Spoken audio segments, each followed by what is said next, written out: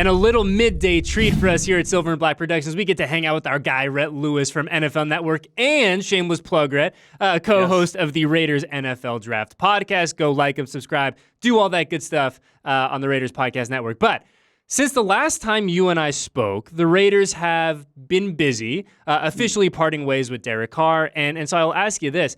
When you look at kind of your mock draft and the mock drafts around the league from the folks that know a lot more than I do, how does that kind of quarterback absence and kind of the fluidity now that the Silver and Black have at number 7 kind of impact those top 10 picks? It makes the top 10 so much more fun. Let's go. The intrigue and the interest in where these quarterbacks are going to go and how fast they're going to come off the board is super compelling, especially as we get to the combine, where we're going to see the top, 5 guys that are going to be in that kind of range for the Raiders at 7, if that's where they end up sticking and picking. Right. I think right now, Eddie, you could see 3 quarterbacks off the board in the top 5. Now, I'm not saying it's going to be the teams that are currently in the top 5 that take those quarterbacks, but I think they're worthy of those selections. And I think you're going to see some movement in those top 7 to 10 picks based on the quarterbacks. And now that the Raiders are fully, kind of in quarterback mode, finding a franchise quarterback, whether it is, for this year, for the near term, or for the future, they're going to have their eyes on these guys. So when we look at CJ Stroud, Bryce Young, Will Levis, Anthony Richardson, I think you're talking about the top 4 there. All 4 of those guys could be gone by the top 10. So I think the Raiders are in a great spot at number 7 to either let their guy come to them or try to get a little bit aggressive and say, all right, what can we package to get up to, let's say, 5 or to get up to, let's say, 3 and really go and get the guy that we want. The Bears are definitely going to dictate a lot of that at number 1, who we kind of perceive as not in the quarterback market unless something crazy happens. So I think there's still a lot of dominoes left to fall. And I think what's so interesting to me, Rhett, as we get closer to that last weekend in April, is that not only are the Raiders having this quarterback conversation for the first time in about a decade, right, which I think is exciting in and of itself. I think the fans, it's something easy to get behind and to be excited and to be intrigued about what the next 6-8 weeks look like. But sitting at 7, and look, I always got to give this disclaimer. I am not speaking for anyone. This is just my 2 cents. But it's crazy that, in theory, I wouldn't be surprised if the Raiders moved up. I wouldn't be surprised if the Raiders moved back. I wouldn't be surprised if the Raiders stood right where they are at 7. And so there's so many it feels like one of those kind of choose your own adventure books for the Raiders this draft season. And I cannot wait to see what happens with that number 7 pick overall, if it does end up being at number 7, or if Dave Ziegler and Josh McDaniels, like you said, decide to get aggressive or trade back. There is no shortage of kind of ways that we could take this thing. And I think that's good. I think there's a couple of scenarios that we could highlight kind of in that regard. So, let's just look back at Josh McDaniels' history and even, Dave's also, having spent so much time together in New England. And you had the GOAT for the better part of 20 years. And so obviously you're looking and you found such great success there. Are you looking for someone who, I'm not saying is going to be Tom Brady, but fits that mold as more of the pocket passer? Well, that's CJ Stroud. Right, from Ohio State, big frame, big arm, is not as mobile as, let's say, a Bryce Young or a Will Levis or an Anthony Richardson, but can move around a little bit and is mobile enough to get out of trouble in today's game. But I think he's going to be the second, if not the first quarterback off the board. So that, in that case, you're going to have to be aggressive at number 7. You're going to have to go up in some way, shape, or form. But what if the Raiders sit and pick at 7 or sit there at 7 and 4 quarterbacks, the top 4 are gone by the first 6 picks? Then what do you do? Well, do you take the best player available? By the way, there's going to be some pretty dang good players there if all the quarterbacks went, in 4 in those first 6 picks. You might get the best offensive lineman on the board and Peter Skoronski. You might get, one of those defensive studs that are still out there. And so, you might have a cornerback there if you're a big fan of Devin Witherspoon or Joey Porter Jr., those type of players could be available. And then that makes 38 in the second round really intriguing because there's a guy that I love in this class, Hendon Hooker, quarterback at Tennessee, who I think would be in that first round conversation, if not for the knee injury he suffered late season against South Carolina. I would have no qualms taking him at 38 and being like, okay, let's find ourselves a suitable option here for the next year or two. Let's give Hendon some time to get the knee right. let him develop in Josh's system, and boom, we're off and running as a quarterback for the next 10 years, at some point. So like those are a couple of different options. And there's even more, that we could sit here and go through and, what do you want to package to move up and that sort of thing. But there's some real options in this draft at quarterback. And I'll say this, the last time the Raiders did select a quarterback in the second round of the draft, turned out pretty okay. Turned out pretty all right. We have talked a lot about the quarterbacks over the past couple of weeks, really kind of into the tail end of 2022, and for obvious reasons. But as we get ready now to go to Indy in just a few days, and I can't believe I'm saying that, but as we get ready to go to Indy now for the 2023 NFL Scouting Combine, what are some of the position groups that maybe we haven't paid enough attention to just because we have been so engrossed and living in this world of quarterback? Well, look, let's stay on the offensive side for a moment because, shrouded in all of that quarterback conversation is the running back position. And while we all love what Josh Jacobs has done in his career as a Las Vegas Raider, the fact remains that, he is a free agent, and maybe he gets a franchise tag, maybe he doesn't. But, you're talking about Amir Abdullah also is a free agent as well. So now you're like, okay, Zamir White, the young guy that we drafted last year, and Brandon Bolden still under contract. What do we have to do at that position to find, the next guy that can carry the mail for us if the dollars and cents don't work out with Josh? Well, I think this running back group is really interesting. Like, I think there are starters on all 3 days of the draft, right? Talking about, round 1 players like Bijan Robinson, talking about, round 2 and 3, players like a Chase Brown out of Illinois, even into day 3 where, the Chiefs right here in the AFC West ended up finding Isaiah Pacheco, who ended up starting for him in the Super Bowl. So I think that group is going to be really intriguing. I look at a guy like Devon Achane out of Texas A&M as one that kind of fits the Amir Abdullah role. Like, probably not your guy to give the Josh Jacobs workload, 25, 27 carries a game. But man, I mean, the dude's got major return ability. Saw that in 2021, 95-yard kick return touchdown against Alabama.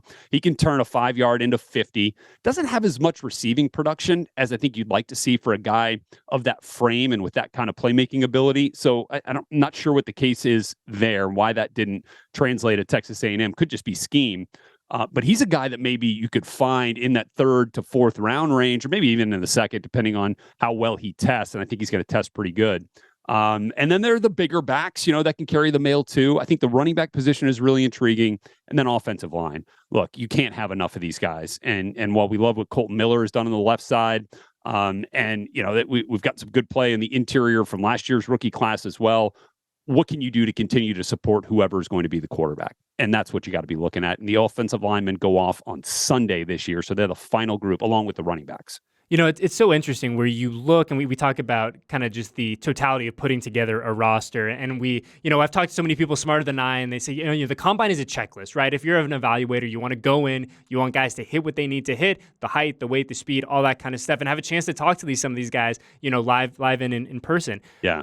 When you, in your opinion, Rhett, when you look at a guy and let's say maybe he doesn't hit all the measurables or test the way that you expect him to test, what does that do in kind of the evaluation of maybe turning a day 1 guy into a day 2 guy, or the opposite, where a guy maybe over impresses in the testing aspect of things?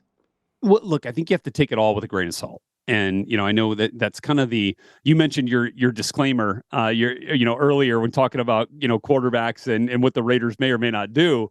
That the combine is a cautionary tale. And look, the Raiders know that very well. Yeah. You want to go back in Raider history and look at what happened with Bruce Campbell, who, lit the combine up as an offensive lineman coming out of Maryland and, just didn't quite have that kind of production that you would expect from a player of that nature with that kind of athleticism at the NFL level.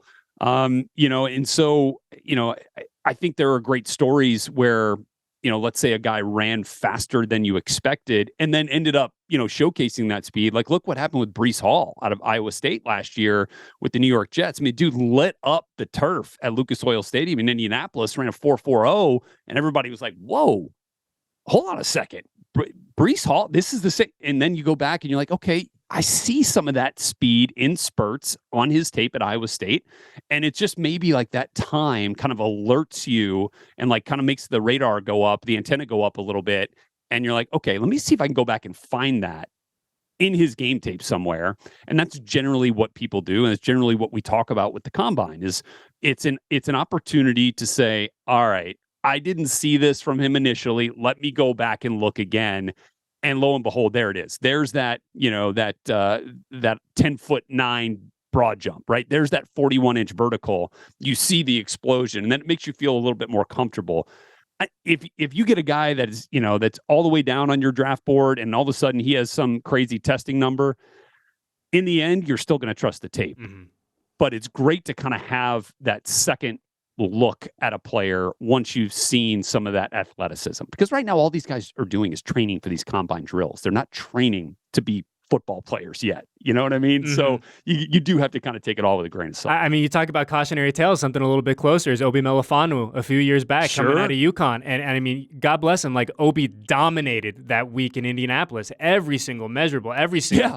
I mean, he was all combine, and unfortunately, at the production when he got to Oakland, not really what we expected when we came and we saw those big numbers. But Rhett, who are a few guys that Raiders, not Raiders, that you're just excited to see when you get to Indy for whatever reason? The guys that really you go, I like him, but I want to see it in person a little bit. Yeah, so here's one for sure that I think is just going to be fun for everybody to watch. And here's the thing, like, it's going to be, I think, because of how well he's going to do at the combine, it's going to be tough for the Raiders to find a way to get him unless he falls to 38. I think this player might end up being a first-round pick. He's going to have the first-round buzz after the way he blows up the testing. And it is Northwestern defensive end edge rusher, Ade Adap. Here we go. Let's try it. Let's do it, baby. Come on. Let's try. Here we go. Adi Adebawore. There it is. Ooh. All right. Come on. I mean, I'm gonna have to get that one down before I'm down on the field doing these broadcasting these live on field drills for NFL Network on Thursday and Friday on the defensive side. But he is an edge rusher, kind of low to the ground at like just over 6 foot, 6'1". But man, he's got an 82-inch wingspan. So, like, you're talking about like Chandler Jones type arms here. And he is a dude that is going to be a freak in the testing, whether from 40-yard dash to broad jump to vertical. He was a guy that's a little bit under the radar because Northwestern was, not very good this year. And he is one of those dudes that you're going to be like, he is on the all-combine team. But I think he's got the production and the ability for production that'll match the testing numbers. So he's one to watch for sure. And by the way, at a position that, I think the Raiders will look at heavily, along that defensive line. And then I would say a wide receiver that could be fun is Trey Palmer from Nebraska. Okay, he was an LSU transfer, played 1 year at Nebraska. Look, wasn't a great year for the Cornhuskers, but he was highly productive. He is a deep ball specialist from the slot.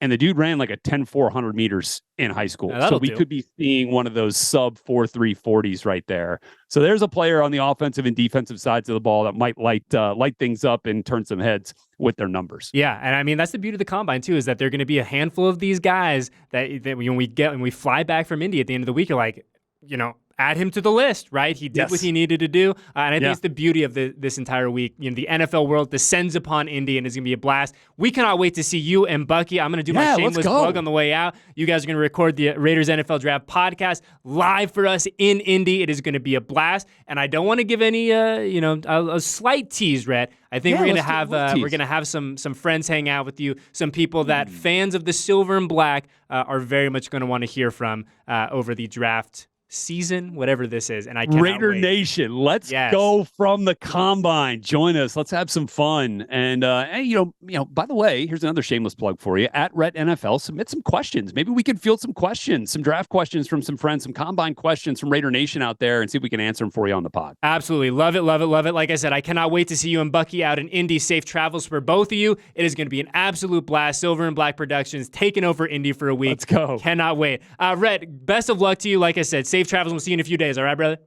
All right, man. Thanks, Eddie.